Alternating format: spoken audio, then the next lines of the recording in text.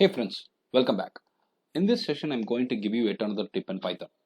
How do we shut down your PC with Python? It's possible and pretty easy. So you need to import OS and then you need to call os.system with the command shutdown-s being passed inside.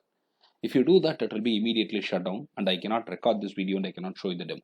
So what I have done is I have imported the time and I have made the system to sleep time.sleep 100 so that I'll get the time to go ahead to record it and to show you the demo.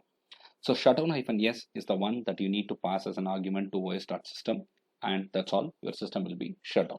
Can we go ahead and see if things work fine? Yes, you could see that I'm running it.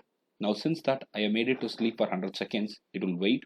So I will stop it here because I do not want to shut down my machine. So when I close it, it will ask me, do you want to kill it?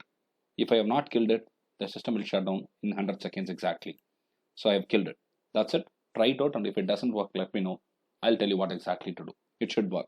Thank you very much for following my channel and the content. If you have any questions, suggestions, please go ahead and type it in the comment section. If you like the channel, please subscribe. Thank you.